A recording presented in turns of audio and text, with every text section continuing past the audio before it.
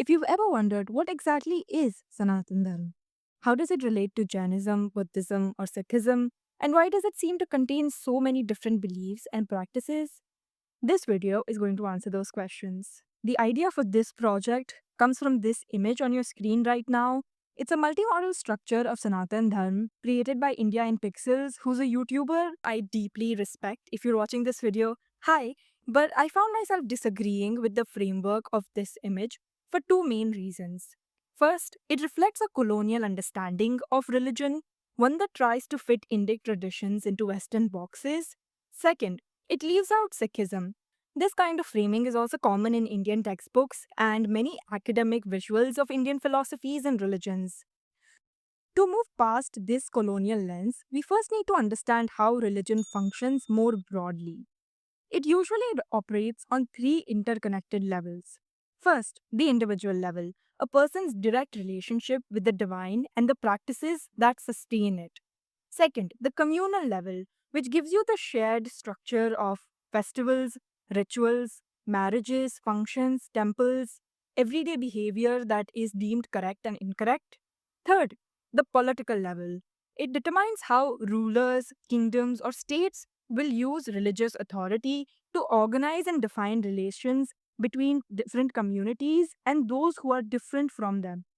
In Abrahamic traditions, these three levels are typically held together by one founding revelation, a prophet, a holy book, or a single divine testament that defines personal faith, social order, and political identity all at once. One thing that you must also understand is while religion works on these three levels, the way it begins to operate in your life is first in the communal level, then moves to the political strata, and finally, when you're old and near death, is when you get to completely focus on the individual aspect of God. Secularism emerged in Europe as a way to separate political power from religious authorities. Its purpose was not to erase religion, but to protect the individual's space to grow spiritually and to let people explore questions of God and meaning without premature or politicized control. Most Indians today have inherited their sense of religion through a colonial and Abrahamic lens, not an Indic one. Colonial scholarship rewrote Indic traditions through Abrahamic categories, seeing religion primarily in terms of scriptures and founders. This approach does two things. First, it distorts how Sanatan Dharma or dharmic faith systems actually function.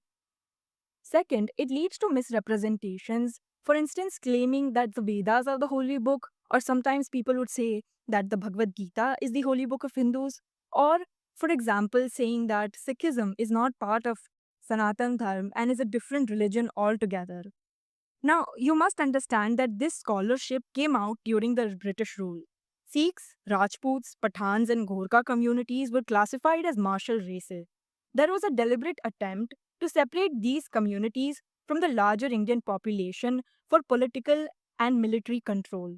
My aim with this video would to decolonize your understanding of Sanatan Dharma and present a more accurate visual diagram to show how various traditions relate to each other.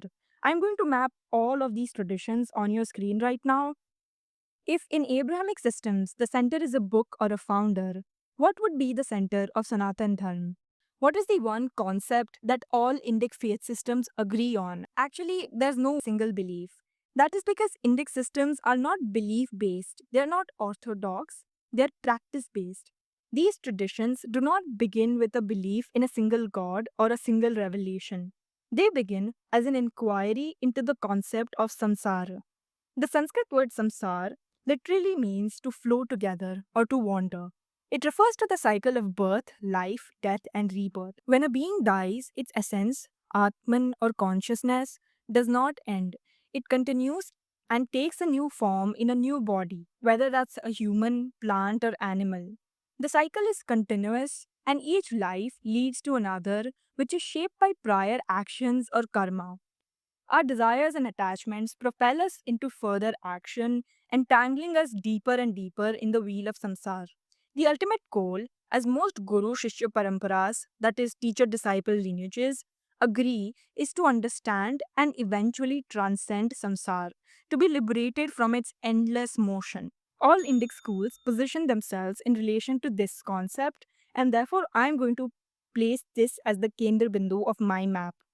Let's explore how different traditions respond. Samsara as a concept was first fleshed out in the Vedas.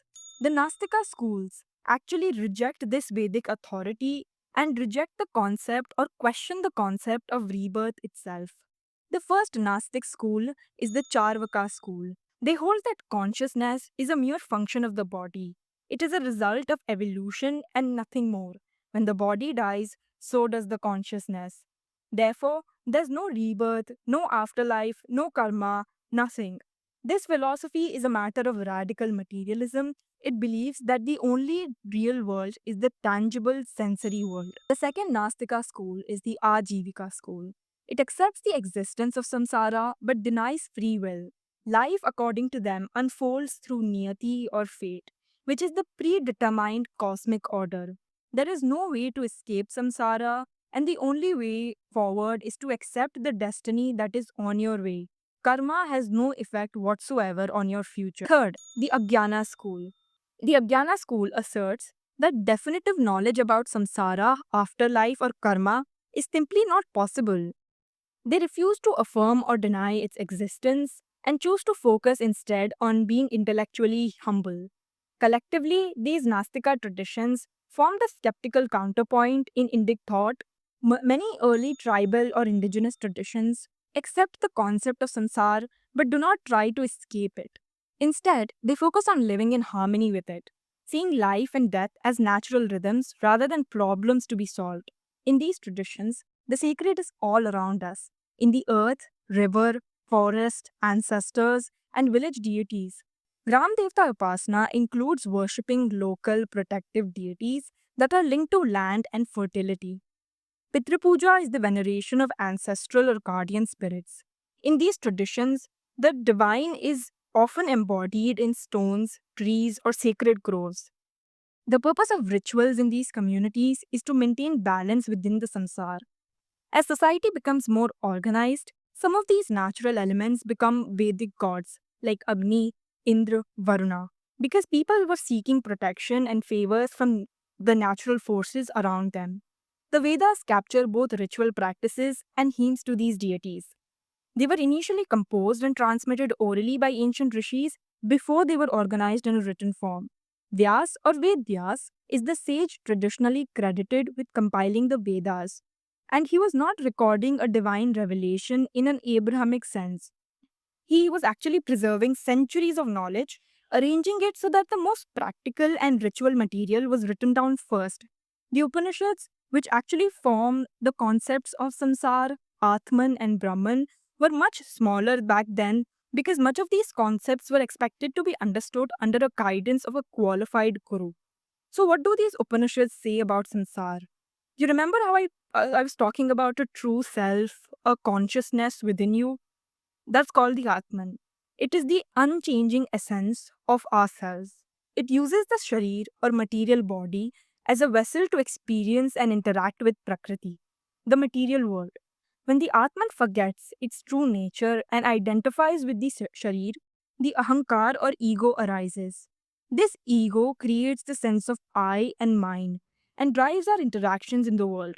From these interactions, we generate karma, the deeds and actions that shape the material plane and influence future experiences.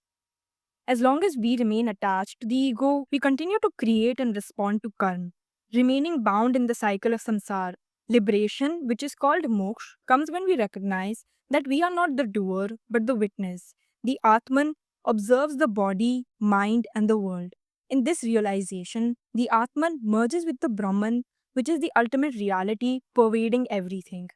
Samsar is only a dream where the Atman is stuck in. It is mistaking the body and mind for our true selves. How do we wake up from this cycle?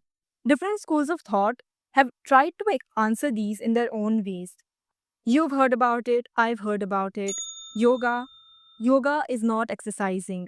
The goal, as Patanjali would teach, is to still or quiet the fluctuation of our minds and thoughts. When our minds become quiet, even for a moment, our own self, the Atman, can see itself clearly like a reflection in still water. Mimamsa takes a very different approach. It believes that we need to live rightly, perform our duties sincerely, and align ourselves with Dharma. When we perfect our actions without craving the results of those actions, our minds become pure enough to see the ultimate reality. Sankhya explains that everything in existence has two parts: Purusha, which is the silent witness or pure consciousness of the world, and Prakriti, which is the restless world of matter, emotion, and thought. We suffer because we confuse the two, thinking we are Prakriti, but actually we are the Purush, which is the witness. We reach the state of moksha when we finally see the difference. Vaisheshika urges everybody to understand the world like a scientist. It would ask you to break the world into atoms, elements, categories. By understanding how things are built, we see that nothing is as solid and permanent as it seemed initially. That understanding makes it easier for us to detach from the world and reach the state of Brahman or moksha. Nyaya is this last school that I'm going to discuss, and it is the school of logic and reasoning. It tells us that ignorance, not sin, is the root of bondage. To free ourselves from sansar, we first need right knowledge, not meditation. Nyaya trains us to think clearly, to ask if something is true as we see it, whether our reasoning is actually right or not. If our thinking is confused or wrong, our experience of the world will be wrong too. Even though these schools approach liberation differently, they all agree on one point: moksha can be attained when we stop being the doer and start being the observer. Jainism believes that everything falls into either of these two categories, jeev or ajeev. Jeev means the living being, which is the soul and the conscious principle that floats around the universe. Every jeev is inherently pure, full of knowledge, bliss, and energy. But right now, it's not shining in that state because it's covered by layers and layers of matter and karma that clouds its true nature. Everything else is ajeev. It includes matter, time, space, motion, etc. The interactions between these two create samsara. When the soul gets entangled with matter through its own desires and actions, it starts accumulating karma. Now, in Jainism, karma is not a metaphor or action, it's literal physical matter. It's described as kind of subtle substance that sticks to the soul whenever you act out of passion, anger, greed, pride, or ignorance. Over lifetimes, these karmic dust builds up and weighs the soul down, pulling it deeper and deeper into the cycle. The goal for Jains is also moksha. It is a state where every particle of karmic matter has been burned away. When that happens, the soul rises naturally to the top of the universe, near a region called Siddhasila, where it exists forever in perfect knowledge and peace. So, the spiritual path in Jainism is kind of inner cleaning through non violence, truth, renunciation, and self discipline. Every act of restraint scrubs a bit of dust off the soul. Broadly, the Jain community divides into two major sects. The foundational divisions are Digambara and Svetambara. The Digambaras emphasize on absolute renunciation, and they believe that a true monk gives up everything, even clothing. Svetambaras are white clad people. On the other hand, they allow monks and nuns to wear simple white robes. Svetambaras also include women in the spiritual journey, since they believe women can achieve liberation directly and do not have to be reborn as men, which was a major reason to split from Digambaras. Buddhism begins with a very radical idea. Till now, the concept of Jeev and Atman would be easier for you to digest. Buddhism actually turns the entire spiritual landscape of India on its head. Siddhartha or Gautam Buddha understood that what we call as the self, the ego, ahankar, is not a permanent entity. They are all a temporary collection of experiences which he called the five aggregates or skandhas. All of these are constantly changing. There's no unchanging core beneath them. This insight is called anatman or not self. Buddha saw that much of human suffering comes from clinging to this false idea of self, where we defend our body, our thoughts, our status, our possessions. If we stop gripping so tightly, we can begin to see reality as it truly is, that it's interdependent and impermanent. Over time, Buddhist practice and thought evolved into different schools. Theravada school emphasizes personal liberation and strict adherence to original teachings. Mahayana expands the goal to include the liberation of all beings, introducing ideals like the Bodhisattva who delays their own final awakening to help others. Vajrayana adds esoteric practices including rituals, visualization, and mantras, aiming to transform mind, body rapidly in a single lifetime. At its heart, Buddhism is about seeing the reality as it is, understanding the impermanence of self, and cultivating a path of ethical living, meditation, and wisdom that leads to nirvana. Tantric traditions. Tantric traditions are more of a sensitive topic to talk about when it comes to Indian faith systems. Even though some texts do exist, the heart of Tantra remains to this date cryptic. Tantric knowledge is considered extremely potent to share casually, and its full understanding requires proper guidance and disciplined practice. This oral and secretive nature is why Tantra is very difficult to date and why it appears in different forms across centuries. As India's civilization expanded, Tantric practices actually merged themselves with other traditions. This mixing and matching reflects the way a living culture exchanges ideas and evolves over time. According to major tantric traditions, everything that exists, pain, desire, death, pleasure, is seen as a manifestation of Shakti, the divine energy that moves throughout the Prakriti or the material world. In tantric view, samsara and moksha are not opposites. They are two ways of seeing the same reality. When we are bound by avidya or ignorance, we see samsara as suffering. When we awaken to knowledge, we see the same world as divine, filled with Shiv Shakti Tattva, which is the union of consciousness and energy. While other traditions reject the sharir to be false, tantrics consider the physical body to be sacred, since it's a vessel that gives the opportunity to us to transform and interact with Shakti. Through tantric discipline, the Kundalini, which is the latent spiritual energy at the base of our spines, is awakened and guided upward through the chakras. As it ascends, it unites Shakti, the dynamic power, with Shiva, which is the pure consciousness, and it sits at the crown of our heads.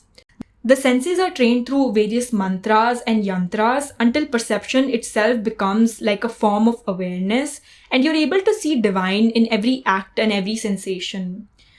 We have now covered what I consider as major schools of Indian philosophy. Jainism, Buddhism, Tantra were the first major responses to samsara and karma as posed in the Vedas. Jainism and Buddhism in particular were also critiques of Vedic rituals. By the later Vedic period, India had grown into a complex society with organized kingdoms, trade networks, and urban centers. And it is in this context that Vedanta emerges. The term literally means the end of the Vedas because Vedanta focuses on the concluding portions of the Vedas, the Upanishads, and exhausts the possibility of reasoning about the self and Brahman that the Upanishads had introduced initially. Oh, I just realized this is a video about religion and I did not even talk about God yet. Okay, Vedanta is actually the perfect place to do that. We've talked about Atman enough. Let's talk about Brahman. According to the Vedanta schools, Brahman can have two types. There can be a Guni Brahman or a Nirguni Brahman. A Guni Brahman has a personal relatable aspect of God that you can interact with, love, worship and surrender to. Nirguni Brahman is actually the formless, infinite and impersonal Brahman. Different Vedanta schools actually debate within themselves about this. In Advait Vedanta as taught by Shankara, Brahman is completely Nirguni. The individual self, the world and everything we see are ultimately illusion or Maya. Moksha is when we realize that the Atman is the Brahman. It's the understanding that there's really nowhere to go. There's nothing to achieve because we are already consumed in the Brahman. Taught by Ramanuja in Vishisht Advait Vedanta, Brahman is Saguni, which is conscious, personal and full of divine qualities. The self is distinct but inseparable from Brahman, like a wave within an ocean. Liberation comes through bhakti or devotion, and the real goal is to surrender and live in harmony with the divine. Here, love and personal relationship with God are the means to transcendence. In Dvait Vedanta, founded by Madhava, Brahman or God and the individual are eternal. Brahman is the interdependent, supreme reality, While each soul is dependent on its divine grace, liberation comes through devotion, humility, and righteous action. By recognizing one's place within the divine order and completely aligning ourselves with the will of God. Now we move to Puranic traditions. The Puranas make up an extensive library of stories and conversations that have evolved over centuries across different regions and communities. They also made spirituality very accessible because ethics, devotion, cosmology, and history are all embedded in their stories and songs. We can roughly divide Puranic traditions into four streams. First is Vaishnavism, which focuses on Vishnu and his avatars. Shaivism actually centers on Shiv and his forms. Shaktivism likewise emphasizes on the Divine Mother and has major tantric influences. Smartism is actually an integrative path where you revere multiple deities and has some influence from Vedanta. Today, most Hindus are Puranic than Vedic. The India that gave rise to the Vedas and Buddhism is not the same India that gave rise to Bhakti traditions.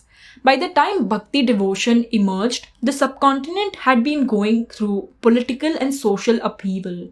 Indian social systems were under great stress from the caste system and multiple waves of conquest in the northwestern regions of India. In this environment, bhakti emerges as a deeply personal and emotional accessible path.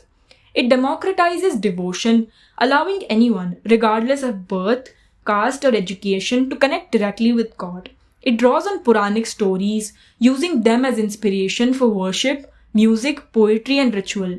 Philosophical influence, especially from Dvait Vedanta, shapes the understanding that God and individual soul are distinct, and devotion is the only true path to liberation. At the same time, these traditions also absorb the local and tribal traditions, connecting folk deities to mainstream worship, so that people across diverse regions felt included in the shared spiritual culture of India. Bhakti emphasizes on love and daily engagement with God, making the abstract principles of Vedanta tangible in everyday life. Among its streams, one that is harder to grasp is Nirgun Bhakti. This form of devotion worships God as formless without qualities and God is not considered as a personal Isht or a personal deity whom you can imagine or visualize. Western thinkers often misunderstand it, calling it Abrahamic like monotheism because it focuses on a single formless God. But even though it might look like similar to Western monotheism, the underlying philosophy for Nirgun Bhakti is rebirth, karma, and liberation, which are thoroughly Sanatani. Bhakti was carried forward by a remarkable line of gurus and sons who understood samsar and devoted themselves to keeping communities spiritually intact. Out of this Nirgun Bhakti tradition arose Sikhism, which was led by a line of 10 gurus. The first guru, Guru Nanak, taught that Vaheguru is formless and present in all things, and that every person can connect directly with the divine, regardless of caste, gender, or social status. All gurus stressed that spiritual practice cannot be separated from good karma. Devotees are expected to live honestly, earn righteously, share with others, and remember God constantly. Sikhism also emphasizes on equality, courage, and rejects Vedic rituals. Early Sikh teachings, though, drew on Vaishnavite bhakti, centering on love and remembrance of divine. Later, Guru Gobind Singh Ji incorporated elements of Shaktism, combining spiritual discipline with the courage needed to defend Indian community and preserve Dharma.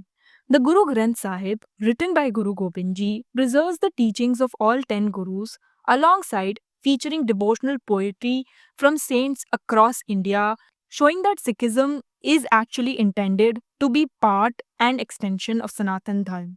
And this is it. We've mapped from the beginning of the concept of samsar to modern age India, and this is my final map. Looking at all of this together, I am just in awe of the beauty of this long lasting culture. We owe so much to our gurus, to the Kshatriya communities, and every single person who stood alongside them, protecting this intricate webwork that we call as Sanatan Dharma. Their courage, wisdom, and devotion are the reason why these vast and varied traditions are still alive and accessible to us today. This is the legacy of India's faith systems. When Europeans and missionaries came, they were bound to be confused. The spiritual world that they saw in India was so diverse and had been evolving from centuries, and it was not something that they had seen before. Because they could not understand it, they began to break it down, specifically targeting India's educational systems and social welfare systems so that people would slowly forget their own traditions, and we as average Indians would be confused about our own religions. I hope this video helps you see India, Sanatan Dharma, and the Indic civilization with more clarity. Thank you for watching till the end. Bye bye.